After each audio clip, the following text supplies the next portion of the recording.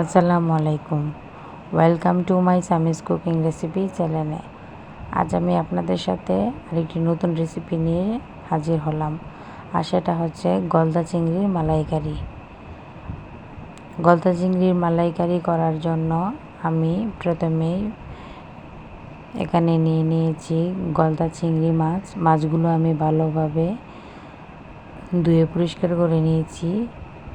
আর এদিক দিয়ে নিয়ে নিয়েছি পেঁয়াজ কুচি, কাঁচামরিচ, ধনেপাতা কুচি এবং টমেটো কুচি।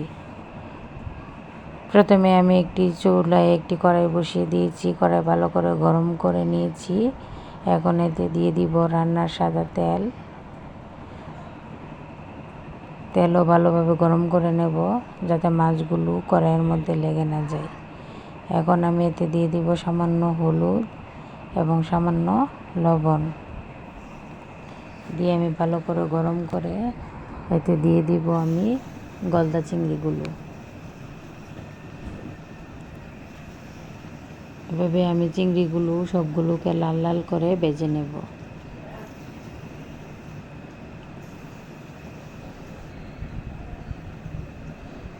এই যে দেখুন, আমার সবগুলো চিংড়ি ভাজা হয়ে গেছে। এখন এগুলোকে আমি নামিয়ে নিব।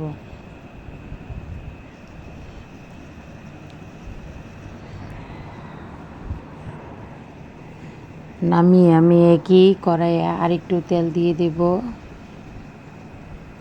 এই তেলের মধ্যে দিয়ে দিব কুচি করে রাখা পেঁয়াজগুলোকে আমি একটু হালকা ভেজে নেব।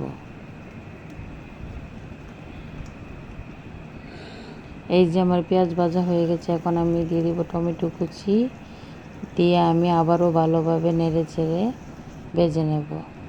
ভাজা হয়ে গেলে এখন এতে আমি দিয়ে দিব সামান্য পরিমাণ পানি দিয়ে আমি এতে এক এক করে মশলাগুলো দিয়ে দিব। প্রথমে দিয়ে দিব হলুদ গুঁড়ো, ধনে গুঁড়ো,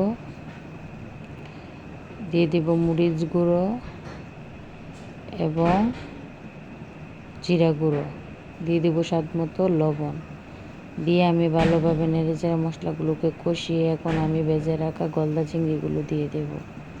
দিয়ে আবারও আমি ভালো করে নেড়েচেড়ে কষিয়ে এতে দিয়ে দেব সামান্য পরিমাণ মতো পানি।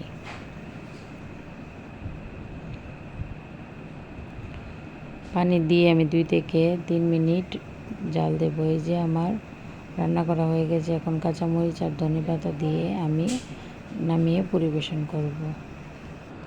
রেডি হয়ে গেল আমার গলদা চিংড়ির মালাইকারি। এরকম আরও নিত্য নতুন রেসিপি পেতে আমার চ্যানেলটি সবাই সাবস্ক্রাইব করবেন। আসসালামু আলাইকুম।